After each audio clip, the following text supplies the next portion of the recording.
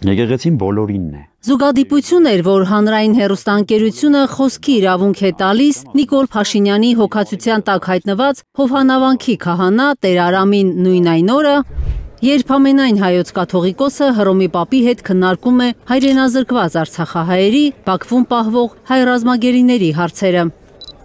Վեհապարը գնում է Վատիկան, հանդիպում Հռոմի պապի հետ եւ այնտեղի բարձրաստիճան հոգեվորականների հետ տարբեր կառույցների եւ էլի նույն հարցը բարձրացնում է։ Եվ այս անգամ գործեց մի այլ,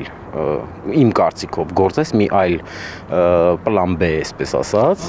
Հայ առաքելական եկեղեցու դեմ արշավը իշխանությունը սկսել էր 4 ամիս առաջ, երբ Վեհապարը Շվեյցարիայում մասնակցել էր Արցախին նվիրված համաժողովին։ Հետո ադրբեջանցիների հոգևոր առաջնորդը հայտարարեց, թե Էջմիածինը ֆաշիստական գաղափարներ է տարածում եւ վտանգում է տարածաշրջանի խաղաղությունը։ Եթե մենք այսօր ունենք եկեղեցի, որը կարող է համախմբել ժողովրդին, բնականաբար իրենք պիտի եկեղեցուն անվանեին ֆաշիստական։ Նիկողայոս Հովհաննիսյանը լսել է Տեր Արամի հարցազրույցը։ Հասկացա, որ որպես նախկին հոգևորական մի բանի համար է միայն անհանգստանում։ Հովհաննավանքի քահանան կամա թե ակամա քարոզչական գործիք է դառնում հակաեկեղեցական արշավում։ Չեմ ուզում քննադատել։ Ուղղակի ինձ համար դա հաճ էր, որովհետև թեկուզ գիտակցաբար, թեկուզ անգիտակցաբար օգտագործվեց ԿՊԱ-ական շահարկումների մեջ։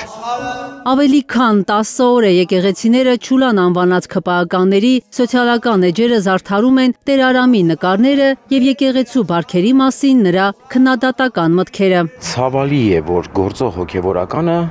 այսօր կարող է օգտագործվել իշահ քաղաքական շահարկումների։ Եթե Տեր Արամը ի սրտե ինչ-որ մաքուր սրտով ինչ-որ ի սկզբանե իր գրառումները արել էր, որպեսզի պաշտպաներ եկեղեցական կառույցը կամ եկեղեցականներին ընդհանրապես, ես մի բան գիտեմ հստակ, որպես նախկին հոգևորական նաև ասեմ, եկեղեցում հարց բարձրացնելու համար գոյություն ունի քահանայական ժողով։ 5 օր առաջ Արագածոտնի թեմը հայտարարել էր, որ Հովհաննավանքի քահանան մինչև հրապարակային քննադատության անցնելը եկեղեցական որևէ ատյանում չի բարձրացրել իրեն հուզող հարցերը։ Այսօր էլ Արագածոտնի թեմը արձագանքելով Տեր Արամի հարցազրույցին հայտարարել է, թե Տեր հորը իշխանությունը օգտագործում է իր նախաձեռնած հակաեկեղեցական արշավին աջակցելու համար։ Իր առջև դրված պահանջը Տեր հայրը հնազանդությամբ կատարեց։ Նկատում է Արագածոտնի թեմը եւ հարցազրույցում հնչած մեղադրանքներն անհիմն համարում։ Եկեղեցում տիրապետող է ոչ թե վախի, այլ սիրո, ներողամտության, հնազանդության, մարդասիրության եւ աստվածասիրության ոգին, ասված է հայտարարությունում։ Չեն կարող ազդեցություն ունենալ եկեղեցու վրա։ Նիկողայոս Հովհաննիսյանը չի բացառում, որ քահանան իշխանականների ճնշումների հետևանքով է հրապարակային հանդես գալիս եկեղեցու բարձրաստիճան հոգևորականների քննադատությամբ։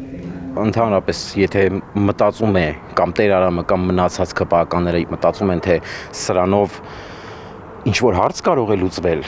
էլի սխալվում են։ Վերջի վերջո պետք է գիտակցեն, որ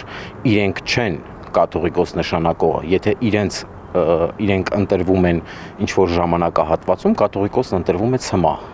Եվ իրենք չեն կարող որոշել այսօր այս կաթողիկոսին փոխենք, վաղը մյուս օրը էլ մյուս կաթողիկոսին կնշանակենք եւ սա նախարար չի եւ սա քաղաքապետ չի, որ նշանակես ու հետո մնացածը։ Մայրաթորի կարգապահական հանձնախումբը Հովհաննավանքի հոգևոր հովիվ Տեր Արամի հարցը չի քննարկել։ Նրան կարգալույծ անելու մասին որևէ ակնարկ չկա նաև Արագածոտնի թեմի այսօրվա հայտարարության մեջ։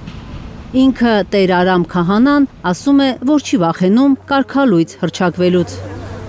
Կարնե Մանգասարյան, Նորա Շարբաթյան եւ Հարություն Մաթևոսյան, Հայլուր։ Հայաստանում եւ աշխարհում տեղի ունեցող իրադարձությունների մասին առաջինը իմանալու համար բաժանորդագրվեք մեր ալիքին։ Սեղմեք զանգակը, որ բաց չթողնեք ամենահրատապը, ամենակարևորն ու հետաքրքիրը։